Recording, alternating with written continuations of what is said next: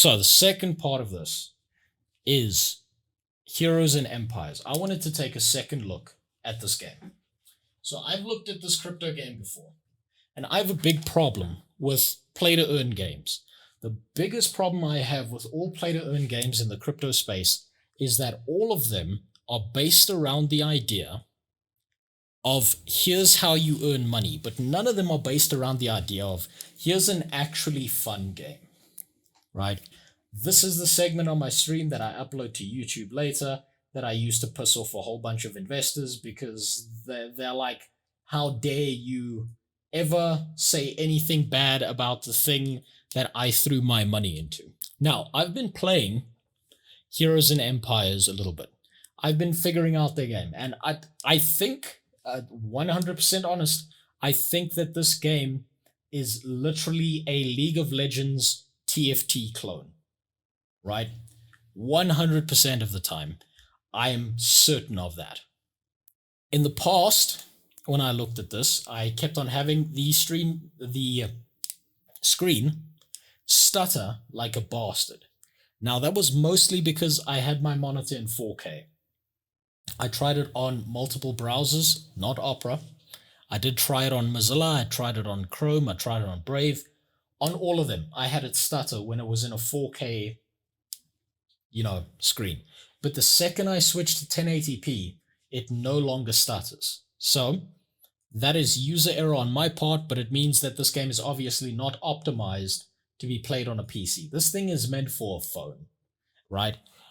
Now, when it comes down to the tokenomics, the behaviors of this, how this works within the crypto space, I'm almost certain that for a little while, these guys will make a lot of money. My biggest problem with this game is that it is a League of Legends clone.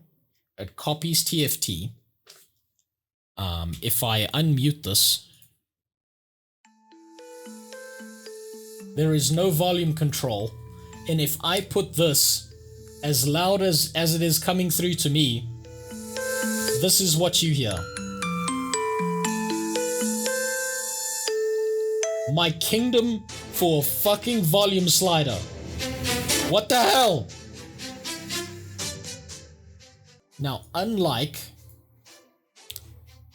what I thought before, I think that personally, this game is actually likely to succeed for a while. They will not get in shit immediately. I'm willing to bet that you can earn money off of this, which I have actually done a little bit of. I'm willing to bet this game will survive for two reasons. Number one, this is mobile focused. Number two, mobile focused game players or people who play any kind of mobile game are used to being heavily monetized. They're used to paying a fuck ton of money for some shiny pixels when they're playing Candy Crush. They are used to doing that. So it is very likely that a game that targets the mobile sector, when it comes to crypto and pay to earn, is likely to succeed. The biggest problem with this game is this right now, the plagiarism element. This is a League of Legends character. This is a League of Legends character. This is a League of Legends character. This is a League of Legends character. And this is a League of Legends character. This game will make money for a while. Now, there's two things that happen to this game when it does start succeeding, or if it does start succeeding. Number one is Riot Games is going to come after these guys. Riot Games will butcher the fuck out of these guys legally because they have literally cloned Auto Chess and cloned all the characters and just switched their names up a little bit. They might get their way around it, but they might not. The second thing that might happen if Riot Games is enterprising enough and they want to get into the blockchain and they want to have a pay-to-earn model, Riot Games might buy these guys out. And instead of this being Heroes and Empires, Riot Games might just implement their own skins of the same characters in a mobile version on this game. We already know that you can play League of Legends on mobile. What would it hurt them to buy out some other company and have another avenue for making money? Right, so that's what these guys might be aiming for, is to be bought out by Riot. But as it stands, this game is heavily pay to win. It is a very, very risky investment. but they do have a product that works in a space where people are used to paying a lot of money. So we are going to go through a few elements of this game. I've been through showing the battles before in the first impression I gave of this game, but now that I know a little bit more about it, we can go through a few more elements. First element here, you have gear that you can equip to certain characters. So I can equip this guy with a new shiny purple piece of gear. These gear pieces give health, they give attack speed, they give race bonuses, because this is Race Wars the game. We can also level characters up. So this character is, level 74. I need only these free tokens that you collect from playing the game to level her up. So I can level her up, and you see her health and her attack goes up. I cannot level this character up because this requires actual real-world money to level him up. So once you get to a certain level threshold, you need to pay money to level up your character, or earn that exact token that has a real-world value in-game. But that obviously takes forever. It's really hard to do, it's really annoying and difficult, which I went out of my way to do off stream. And if I did that, it would take forever. So it is paywall gaming, yes. You are 100% correct about it. They've put a paywall there, they've made it incredibly frustrating, and they've made sure that if you want to play this game, you are likely going to be paying them some form of money. So if I equip gear here, and let's just level her up. So you see, now she's level 77. I'm out of these free tokens, so I can't level her up some more. So we've gone as far as we can with all of this. And let's enhance a piece of gear. So the other thing you can enhance is another piece of gear. This costs free tokens, and it costs the shitty gear you have in your bag. If I confirm, that now enhances this. Each thing has 3 levels. This is on level 2. That is how the enhancement system in this game works. You can also test out your characters here in like some kind of test mode to see how they would do, but I don't care about that. You can also check what their skills are, but this is very basic, and you're likely not going to be getting more than 5 characters for a very, very long time into this game. So now if we go to the main mode of this game, the campaign, the story mode, this is the main screen for it. You've got your quests here. You see I've leveled up a character. I'm going to claim that. If I get to 2 points, I get a reward from this chest.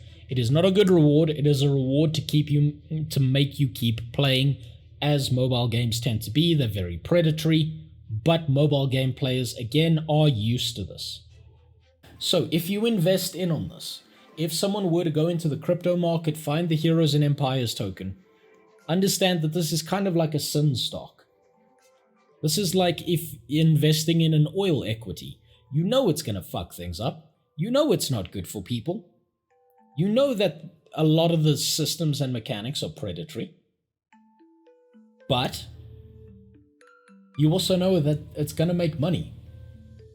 Oil makes money. So will this. Very interesting. Okay, so they've had an update. Everything looks pretty much the same to me. It's all the same stuff.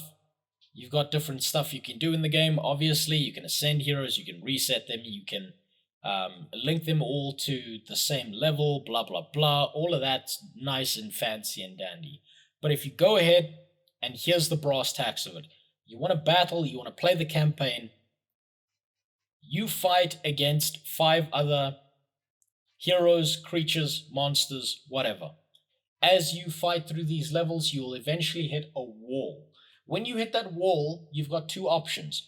Play the game for multiple days over and over again, slowly collecting 1 Heroes and Empires token at a time, or pay some money and skip that entire process. That's why it's taken me so many days to get back to giving a second look at this game, is because every single day I've literally logged in because I'm not spending my money on this game. I want out of this investment. I do hold this as an investment, but the second it turns a profit, which I know it will, I will be out. So let's go ahead and battle and show you what that looks like. So each ability, that's TFT. It's Teamfight Tactics. Each ability has different, like each hero has different abilities. It's an auto chess battler. You don't do anything, you hit the battle button and you watch. Now, hopefully, if I've leveled up my one character using its free points enough, that'll be enough to make sure that I win this battle. So I won that battle. So then we go on to the next one. And you see we win some XP points and we win some of the free tokens that have no real world value. So let's continue. Let's go to the next level. Let's see if we have enough power to beat this stage. And we'll keep on going until we hit the next wall with the campaign mode, and then I'll show you another mode. But for now, this is kind of what you can expect from the game. This is how it works. This is the base mechanics. And unless you pay a lot of money, you're not going to be at the top. The whales, the people at the top, are the ones actually earning money, and everyone else below them is either spending money or just playing the game. And yes, I know that someone's going to get cranky at me for having my heroes in the wrong order. I know they're not in the right and optimal positions, but I don't care. I don't care. I'm here to see if the game is fun. So, we won that stage, so that's 3 stages. Now if I go back here and I check on the quests, I can now claim 3 battle wins. I can then open this little chest. What's inside this little chest? Something that's a 2-hour booster. Nothing of value comes out of that chest. Nothing useful or anything that helps you earn money comes out of that chest. That is just the in-game tokens. If we go to the progress, now we get something that has a real-world equivalent value. So I get 5 of these Heroes and Empires tokens for completing this quest. 5 of these tokens, let's check the value of these tokens. But those 5 tokens are worth about 50 cents. 55 cents, just about. So not a lot. It doesn't cost them a lot to give you real-world tokens, like tokens with physical value. It doesn't actually cost them that much. But I get 5 tokens, 55 cents, marked to the dollar, and in order to upgrade one of these heroes past the level that they're currently at, I would need to spend 40 of those tokens, as you can see there. Which means to upgrade and play this game further than the level I am currently at, I either need to spend an excessive amount of time every day playing this game, or I pay $4. Just about. A little bit more. Now, as you can imagine, this cost builds up over time. If it costs me on average about $3 to level up all these characters, right? That means I'm already spending $15 just to get all of these characters up to level 80 from level 60. And that's not even that far into the game. If I go into Steam right now and I look at the store, right, I can find games that are $15. That full games, the full price of a game, that is $15. So the people who are profiting off of this are going to be the whales. And maybe not even them. It is not going to be you unless you are early or unless you spend a lot of money initially. Or unless you buy the token, don't play the game and just wait. That's the other option. So we're still in the campaign mode, we still haven't lost. Let's get a little bit more XP and a little more of those tokens. And let's go into the next battle. As you can see, I can sit here jerking off, I can waste my time. I could literally do nothing. Now there's one big problem with this whole game. Sure, fine. You've built a pay to earn, a play to earn kind of crypto game. You've built a game that has all these tokens, and look at that, we lost. What happens now if the same thing that happens on Twitch starts happening on this game?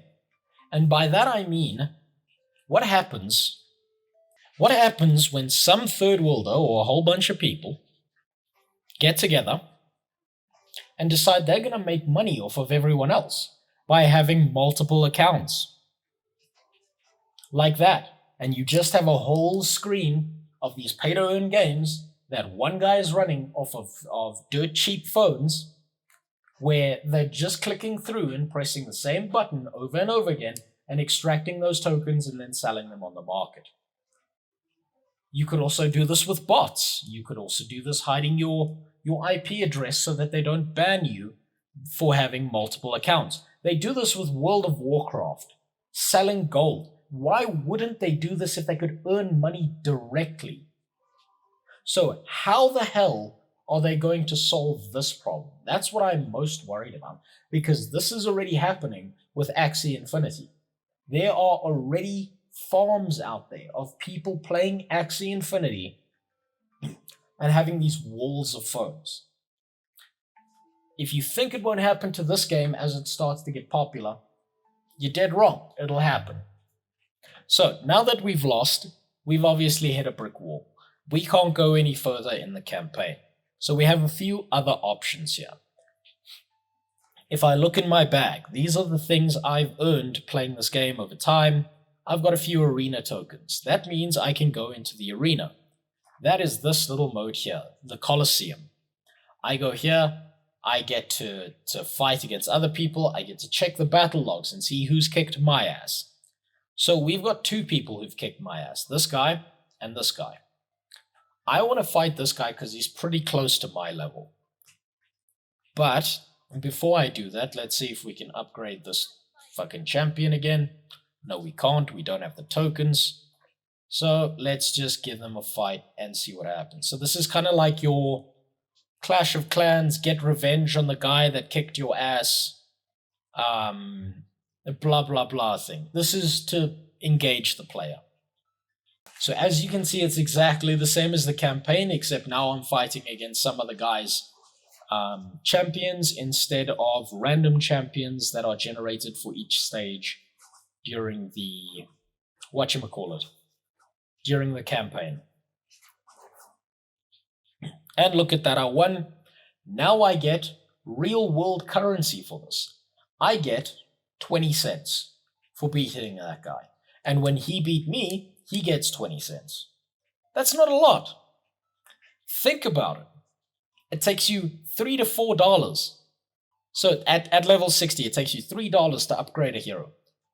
At level 80, it takes you $4. So you're almost always going to be paying more into the system than you are extracting out of it.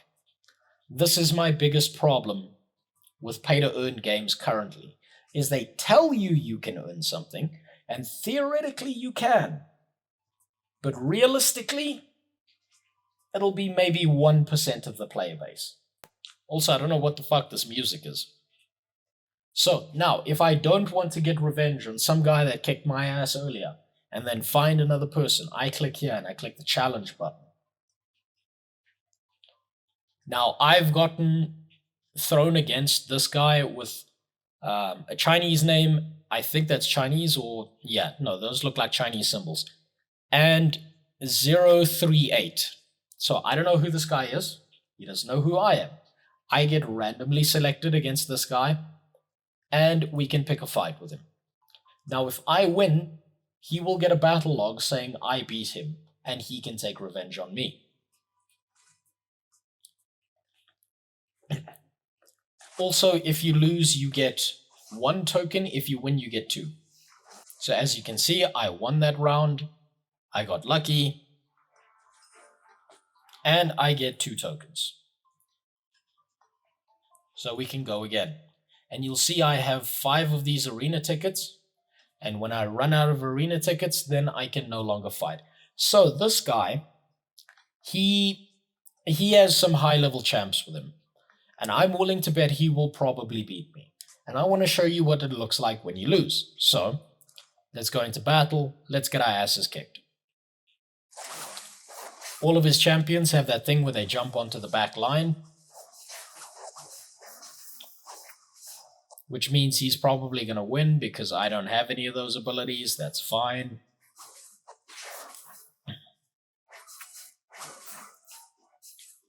So here we go. Okay, I lost that round. I still get a reward of 1 cent. So even if you lose, you are still incentivized to keep playing the game. Sorry, not 1 cent, 10 cents. Like the company. But if you get to these top levels, as you can see, all these guys are the highest ranks. They've paid a fuck ton of money into this game. If you go to the rewards, these are the guys who are going to earn cash. The people here who are in the top rankings are the ones earning the most amount of money, right?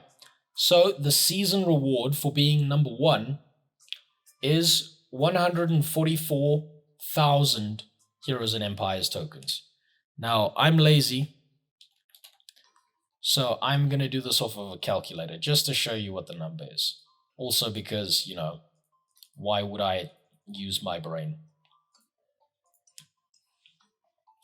This guy, who is in top number 1 place at the end of this season, will walk away with, assuming price stays the same, with $1,500. That's no small amount of money, especially if you're in a third world country. That would justify people doing things like this. And now $1,500 is a pretty decent amount of money if you're one guy.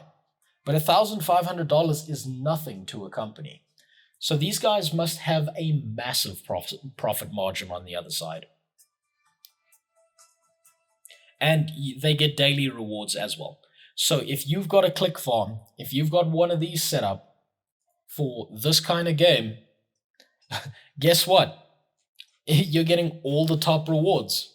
And you get to double up on all your money. You get to make sure you have the best opportunity to earn as much money as possible. How Heroes and Empires will stop that, I have no idea. But that's what you're looking at when it comes to the arena. The next thing the next mode you can play is the Madness Tower. The Madness Tower is a bunch of floors that just go up infinitely, and there's also a ranking for this. This tells you who is in the top place for this. So I am all the way down, personally, at NA, because I'm so low on the ranking that my name doesn't even show up. Which is, this is kind of hilarious. But this is how this works. Each floor has a bunch of different challenges, just like the campaign, except there's no story. There's fewer quests that are linked to this, but it's just another mode to muck around with. This is to make sure that the player stays engaged, and if you can't progress in the campaign and you don't want to spend money or you don't have money to spend, this still engages the player by keeping them in the game. This still makes them play the game, right? Now, obviously, I'm going to lose this because I'm at the highest floor I can be. But it's something to do if you are stuck in the campaign. So then there's the next thing, and this is daily now. Then there's the dungeon. Now, the dungeon is actually a surprisingly innovative kind of mode that I'm shocked to see. I think it's actually pretty cool, if I'm being 100% honest. What you've got is you've got 3 floors.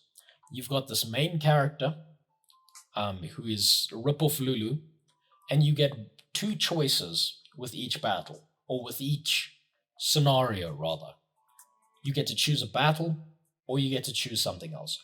Or you're choosing between one of 2 things. So you get to recruit heroes onto your team, that adds to your roster, or I can go in here and I can pick a fight, and after that I will get some form of reward. Now, because my characters are all the way up at level 60, I don't really need a level 33. So I'm going to go pick the normal battle and pick a fight here.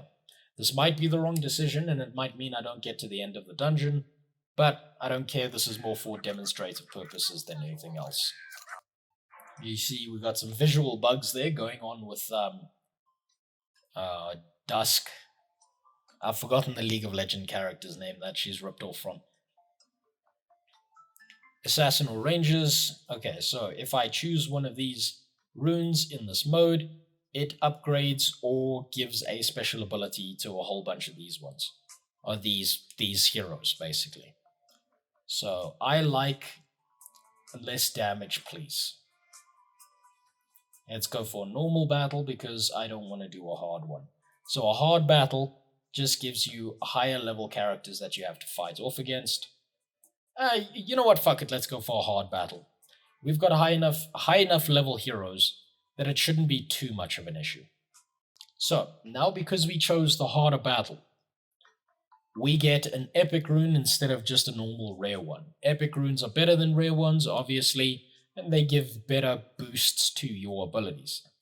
So I like Life Leech because it keeps people alive for longer. Okay, now we've got a random roll. So we've got a hard battle or a mysterious.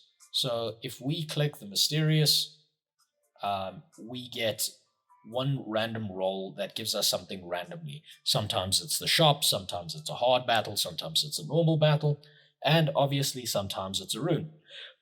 So this is as if I fought a hard battle and won, but my characters are perfectly fine. So now we can increase the health and defense rating of all allies by 1% for every epic or legendary rune that is possessed, or reduce damage, or we can have our assassin and ranger characters deal more damage. I'm going to reduce damage even more because we've got Life Leech here. And now we've got another role. So we've got the normal battle that we can go into, or we can have a resurrection blessing. We do not have a dead character yet. And this is a mode I wanted to describe.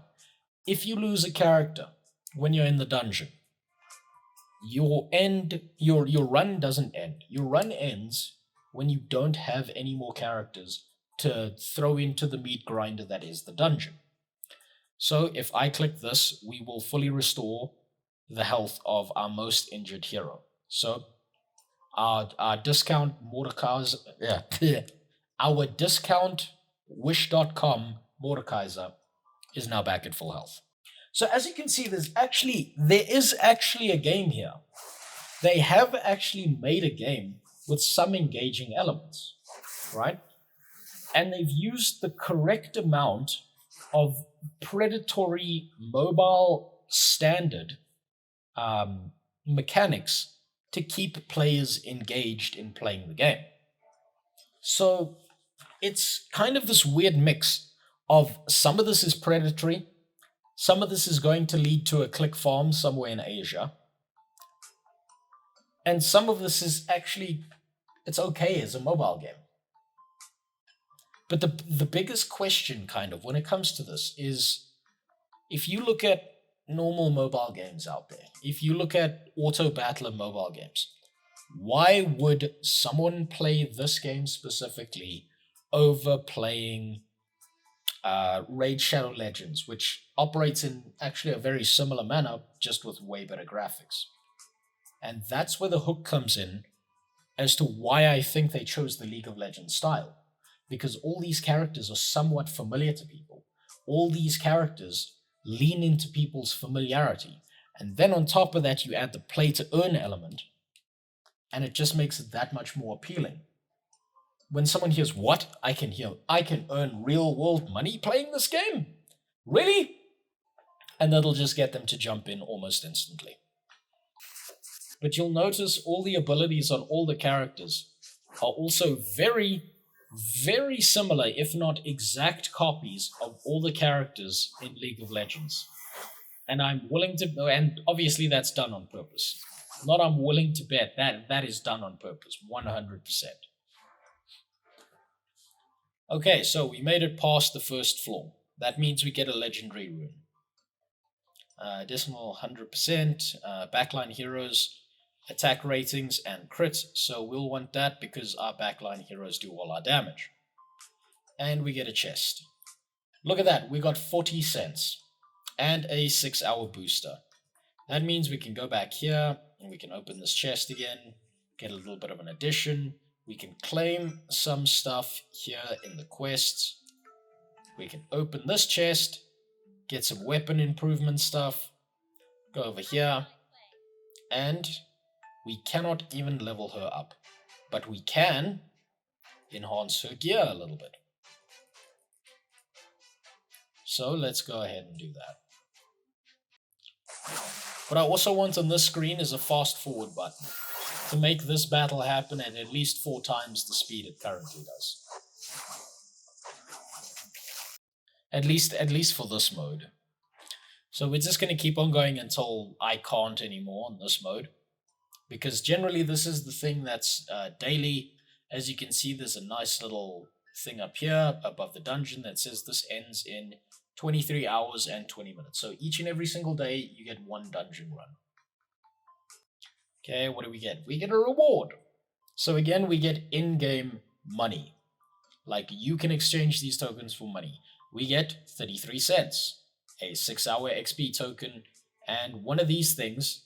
And these things let us summon a hero. But getting them takes a very, very long time, and you need a lot of them to summon a hero without having to pay money to buy a box, which is what I did to get my first 5 heroes in the first place. So, 6 epic shards is nothing. I need 60. We need 60 for this as well. We're a little bit closer, but it's almost impossible to get a hold of a hero or an extra hero at this point without paying an assload of money. And you need to have to pay I think it was like $200 the first time I played this game just to get these 5 heroes. Just to give this whole demonstration that I want to put up on YouTube. So I'm not kidding. I spend actual money figuring this shit out so that other people out there don't have to. Because there's a lot of stuff in the crypto space that's just dead predatory. That's just brutally predatory. We might actually get all the way to the end of the dungeon, shockingly enough. Just because we got the right runes. So there you go, that's the dungeon mode, right? Pretty engaging. I would say it's probably one of the best modes in this game. It doesn't feel as time-gated as everything else in this game is, right? And you obviously get a quest reward for getting this done. So you've also got a store here where you can buy shit. So if we want to summon a hero, it's about $6 and one of these scrolls. If we wanted a goblin hero. $6 and one of these scrolls that I have in my bag that the game gave me. So this is the game trying to encourage me to either spend money or build up enough tokens to buy another character. Since we've leveled up one of our stronger characters, we can try again in the campaign mode, see if that's made any difference. Probably not, but you never know. Nope, hasn't made a big enough difference. The game is telling me to spend money if I want to go to the next level. So you'll see I'll lose this match. That's fine. Okay. What other modes are there? We've gone through the Madness Tower. I've shown you the Madness Tower. I'm not strong enough to get through that. We've been through the dungeon. We actually won. We've gone to the Colosseum. I fought against other people and showed you what that looks like. I've showed you what the Heroes tab looks like. These are the different synergies of the different heroes. You've got your formations that you can build up, and like which kind of saved positions you want for your characters. Kind of pointless to me. And then you've got the Union Blessing to raise the level of a hero. You've got a hero you can reset back down to 0, and you will get everything back except the token that costs money. Then you've got the ability to ascend a hero to a higher level. You need 3 of those heroes, and then you can ascend them. Very similar to the Raid Shadow Legends mobile game system. Then obviously you've got this chat here, where you can type in heinous things and the N word, and because it's decentralized, you can't be banned. I'm fucking with you. You'll get banned if you do that. So, let me give my final verdict on this after looking at it for a second time. My final verdict on the Heroes and Empires game is it's not a bad game. It's actually a pretty engaging mobile game. It's not bad at all. My biggest concerns around it is the copyright issue with copying League of Legends characters so closely, and the general predatory nature of mobile games, which I kind of can't blame them for because all mobile games are like this. From an investor's perspective, from someone who might want to invest in on this and make some money, this is what I have to say. If you have no moral quandary or moral compass that tells you that doing something with a mobile game, investing in on a mobile game where people will spend money, may become predated upon by the company, and you want to make a quick buck, well, then go ahead, you will make money. If it is a moral quandary, then understand that these games have a very predatory nature. The people who earn money off of these games are not going to be your normal human being. They are going to be gigantic click farms with those walls of phones where one guy is playing 1 million characters to block out everyone else and earn all those rewards. Or it's going to be a set of bots using multiple IPs. Or, in the very rarest cases, it'll be a guy who's a whale who spent a ton of money on this game to make sure he's the very best of the best. Now, if there is a level cap, if there is a cap that everyone will eventually reach and be on a level playing field, and it then comes down to who has the best team, who has the best combinations, who has the best meta, then guess what? That's when the game will start to flourish from players and not just bots. But my final verdict on this game is yes, it is going to earn money. Yes, this is likely to be a part of the crypto sphere, and I think it'll probably get a lot bigger. How much bigger? I don't know. But their biggest concerns right now, if they even care about it, is farms, click farms, and legal problems with League of Legends. However, as I've said before, there's with that second option, with that second problem of issues with League of Legends and Riot Games, they've designed their game in a way that they could very easily be bought out by Riot, who would then just alter the skins of the characters in the game, which would give Riot another IP, allow them into the blockchain space, and allow them to earn even more money. And as we know, Tencent is not against that. So I'm honestly predicting a brighter future for Heroes and Empires than what I saw before. However, I will be selling my tokens the second I can turn a profit on them. I do not like the structure of this game, but that is a personal problem, not a business decision, right? I believe there are better opportunities out there, but I do believe that long term this game is going to make a lot of money for someone out there. So that's the end of that part of my stream. That's what I wanted to say about Heroes and Empires. Hope you enjoyed watching. This will be a VOD on YouTube. Like, comment, subscribe, do whatever you want. I'm not your dad.